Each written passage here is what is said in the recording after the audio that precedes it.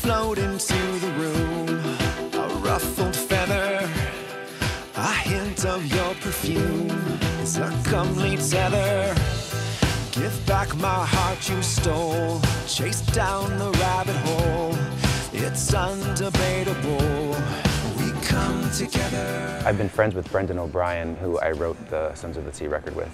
I've been friends with him for about 10 years, and he had produced the last 3 Incubus records, and so we had worked a lot together, but we'd never worked as songwriting partners. So the differences between the Wild Trapeze and Sons of the Sea. The Wild Trapeze is me being a control freak, playing almost everything, and it sounds like I went off into the forest by myself and locked myself in a studio for 2 or 3 weeks. And that's exactly what happened. Like, it sounds like what happened. Sons of the Sea was a lot more fun and challenging, but like fun and sunny, and it was Brendan and I in a studio drinking a bunch of coffee and laughing a lot and writing songs. I also think that the Sons of the Sea songs are considerably stronger as songs as far as the writing is concerned. And that's for lots of reasons, not the least of which is that Brendan is a phenomenal musician, and he is able to bring out things in me that he makes me sound better, basically, than I actually am. Working with Brendan,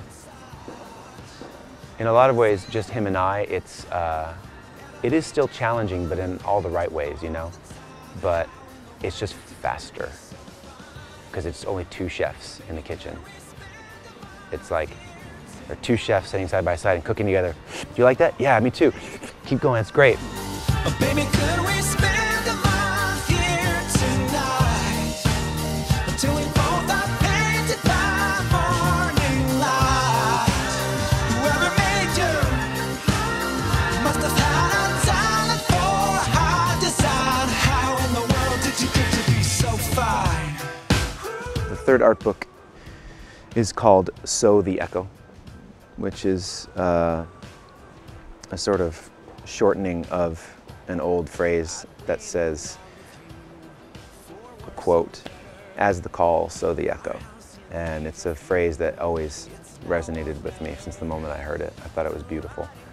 Similar to the first 2 in the sense that it's like a lot of sketchbook material and photography from traveling around the world and sort of journal entries.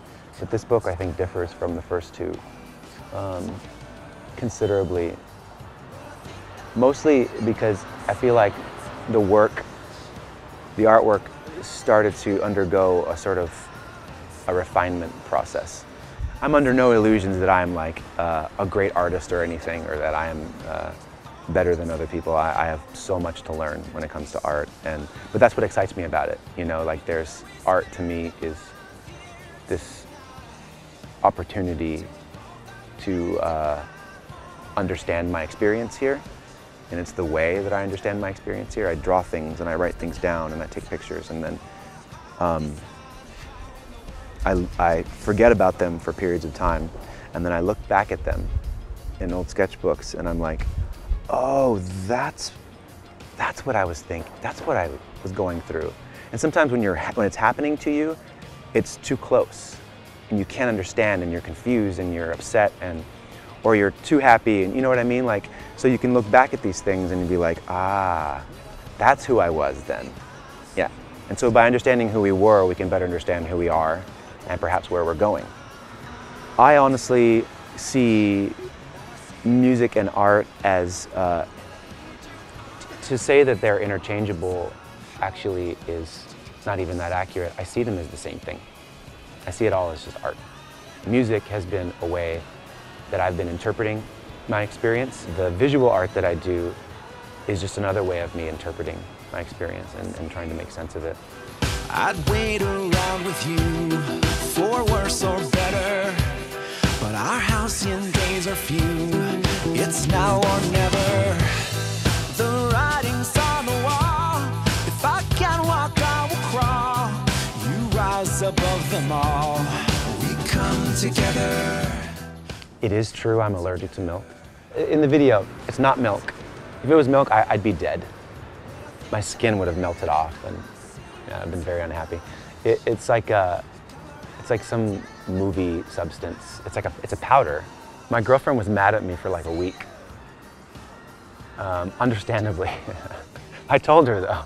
I said, when I go today, I'm gonna do things that you're probably not gonna be very happy about. She's like, go do it. And then she saw the first cut and she was like,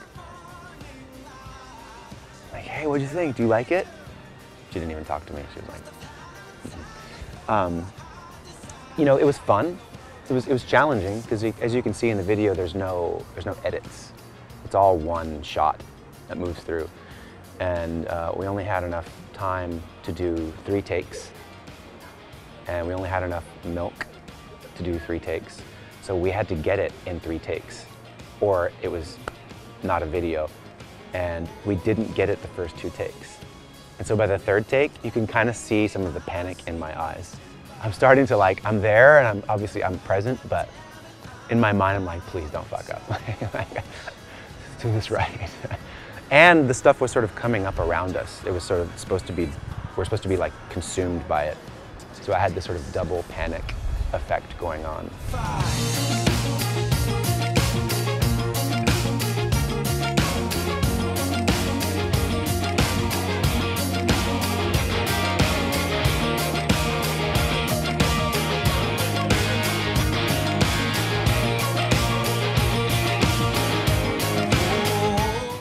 At my core, in my essence, I'm the same person. I still make music because I love it. And in a lot of ways, I love it even more because it's taught me so much and it's provided so many opportunities for me throughout my life.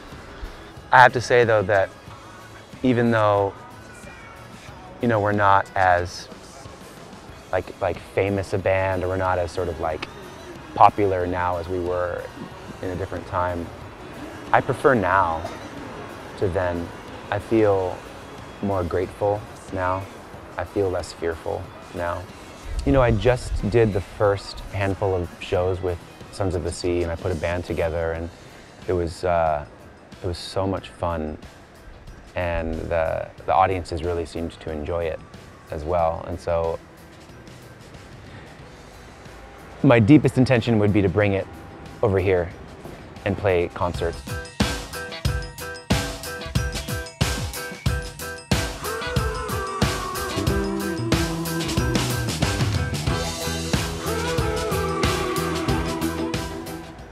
Hello, Facebook fans of Television Net. It's Brandon here. Hope you guys are having a lovely day. That's the bell.